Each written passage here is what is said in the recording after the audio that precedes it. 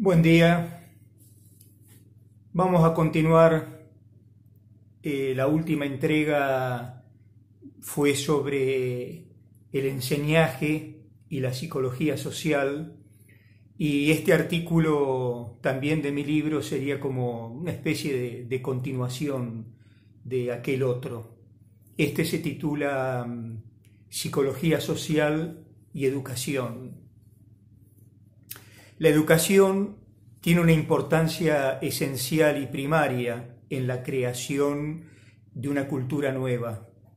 Los cambios fundamentales suelen ocurrir cuando, a la vez que nos capacitamos en diversas prácticas y disciplinas, también lo hacemos para estar despiertos a los procesos de nuestro propio pensar, sentir y hacer.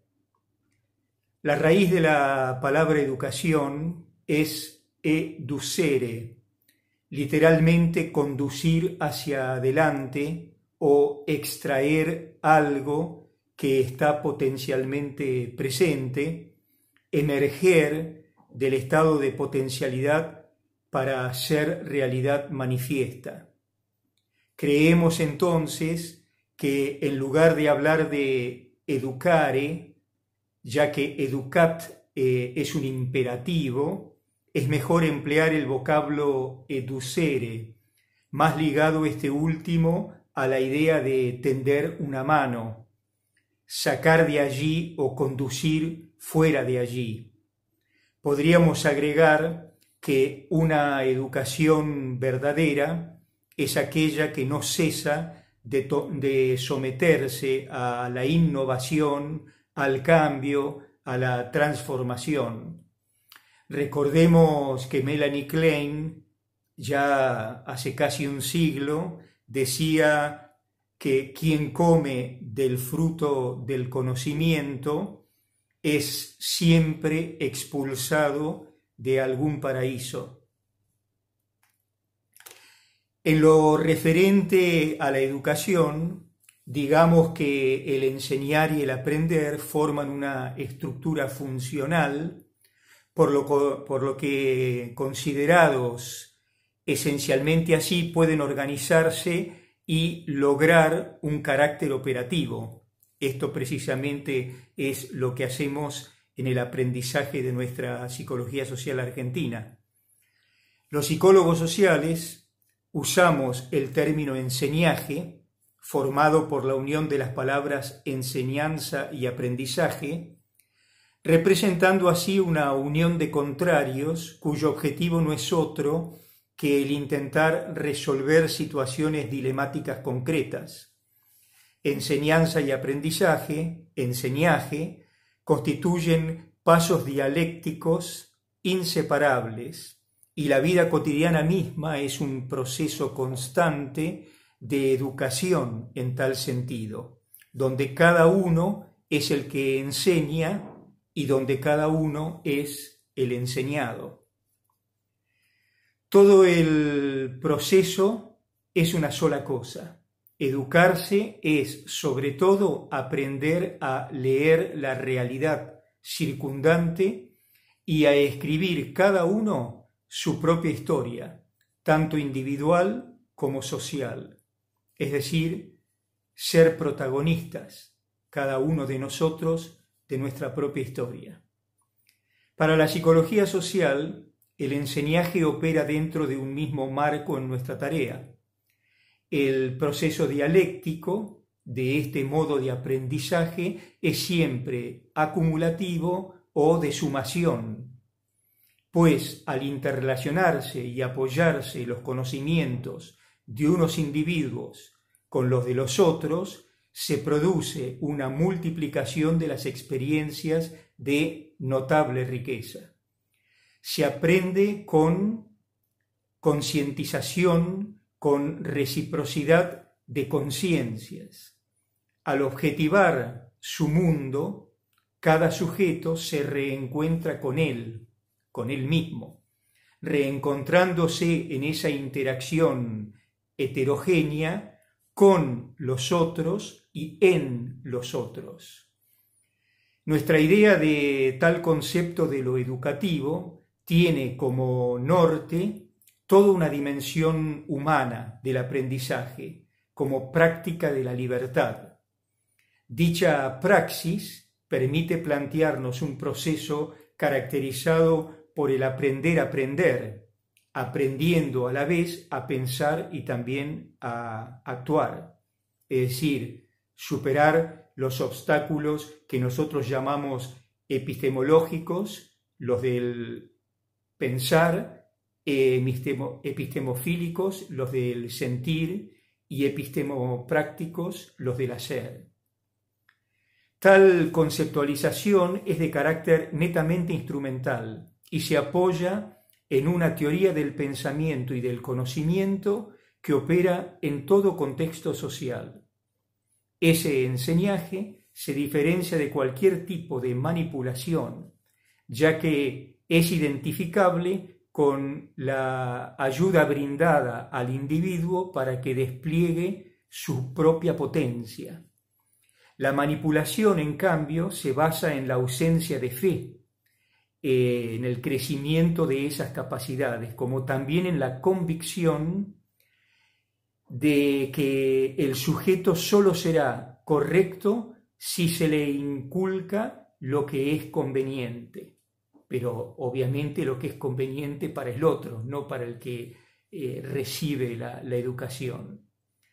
Es la denominada concepción bancaria de la educación, tal como lo describe Paulo Freire, en la cual el único margen de acción que se ofrece a los individuos es el de recibir ciertos contenidos o depósitos bancarios, para así guardarlos, archivarlos.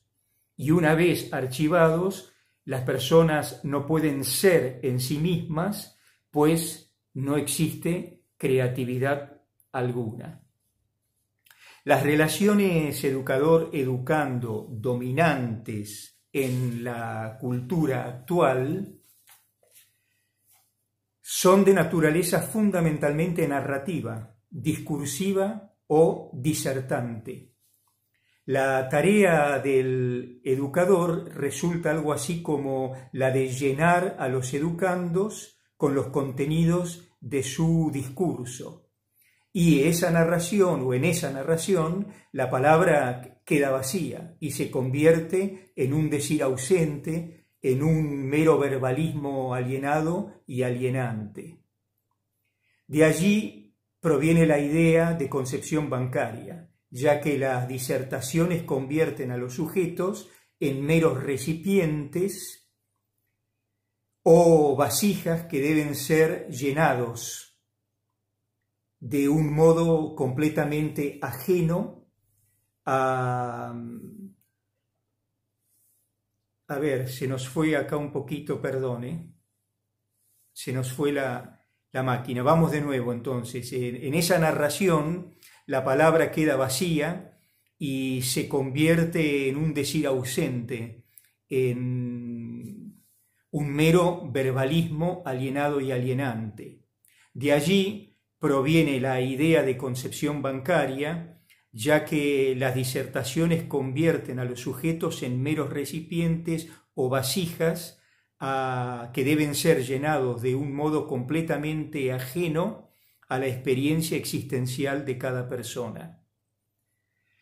Tales contenidos se petrifican y se vuelven algo inerme, por lo que incluso podríamos literalmente hablar de un concepto digestivo del saber, un concepto digestivo del conocimiento que se transmite, en un tratamiento que solamente engorda e inhibe, pues, de todo poder de acción y de invención.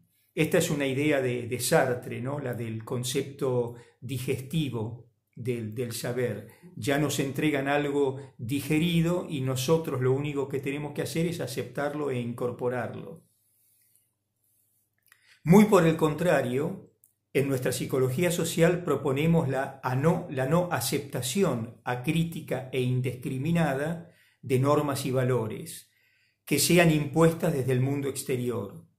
Cuando se procede de tal modo, decimos que se trata de una adaptación pasiva a la realidad.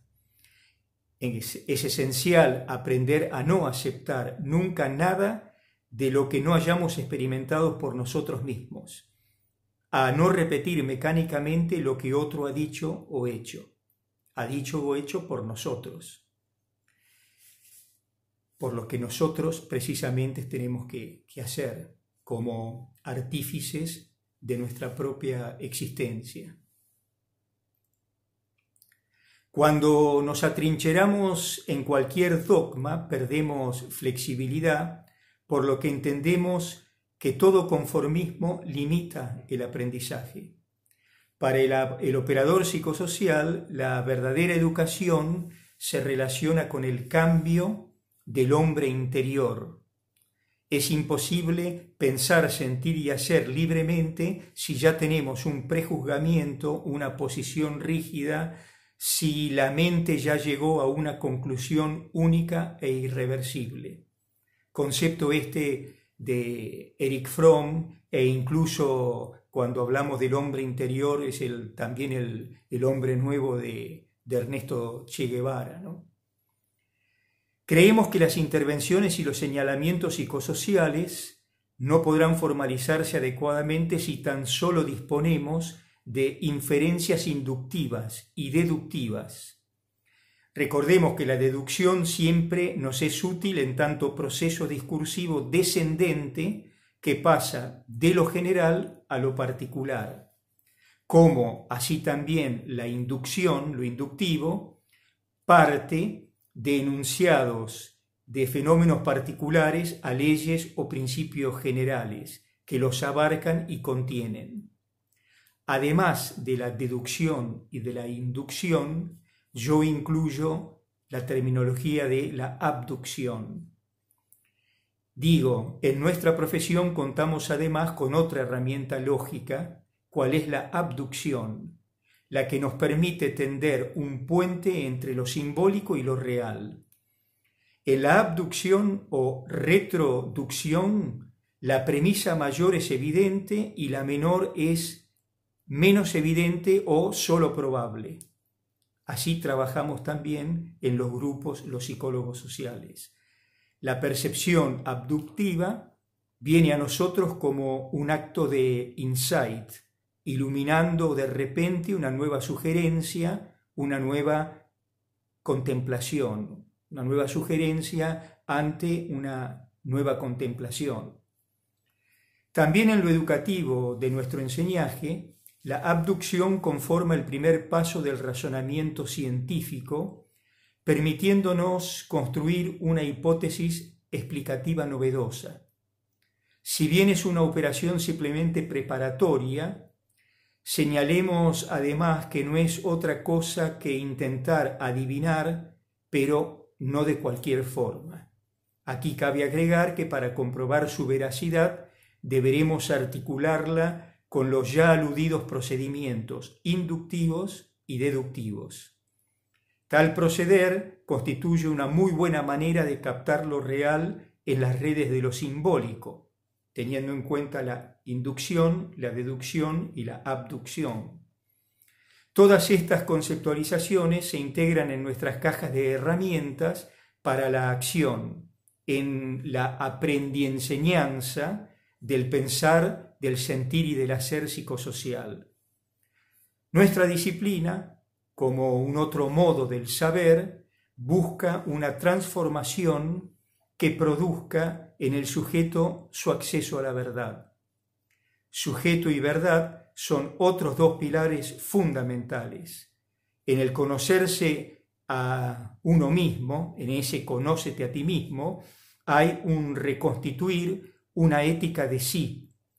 La relación de uno consigo mismo es también practicar el culto del ser.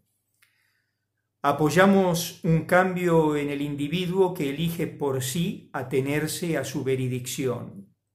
El stultus es aquel que no cuida de él mismo, y entendemos que la salida de la estulticia exige remitirse a un otro, a los demás. Recordemos que stulticia es ignorancia, necedad o estupidez de una persona.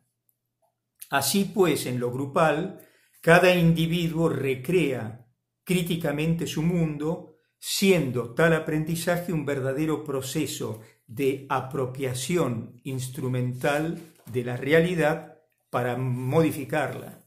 El famoso conocido arte del timonel de Enrique Pichón Rivière. Se trata de aprender y de aprehender, dos conceptos que comparten la etimología, pero son parónimos, ¿no?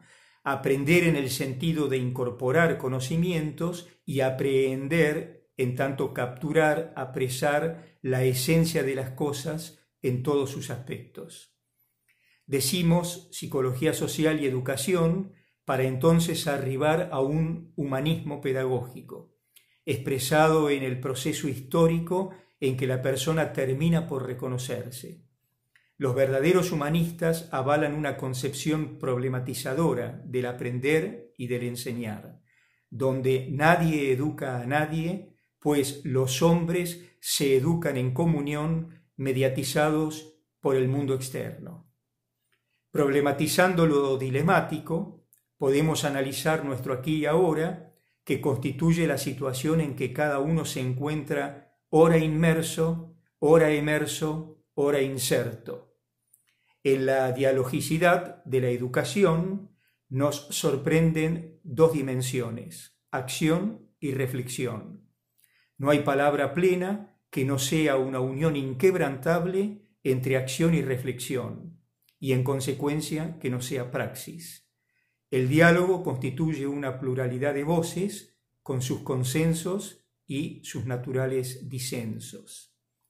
Para finalizar, lo educativo dialógico incluye la esperanza, que está en la raíz de la inconclusión de todo ser humano. Junto a la idea de educar, incluimos la de educir, entendida esta como deducir, sacar una cosa de otra. Es fundamental escuchar la insistencia del sujeto por hacerse oír, al cual no debemos nunca desalentar, sino acompañarlo en el encuentro con sus saberes, de acuerdo a sus propias inquietudes, intereses y necesidades. En este tiempo en que nuestra civilización ya no cree en los grandes ideales, esta descreencia nos exige proponer nuevos modos de apropiación de la realidad, es decir, una adaptación activa que nos permita transformarla a la vez que nos transformamos. Tener en cuenta a cada hombre en situación, interactuando con los otros, pues de allí surgirá nada menos que esa pedagogía de la problematización que propiciamos. Gracias, un abrazo a todos y a todas.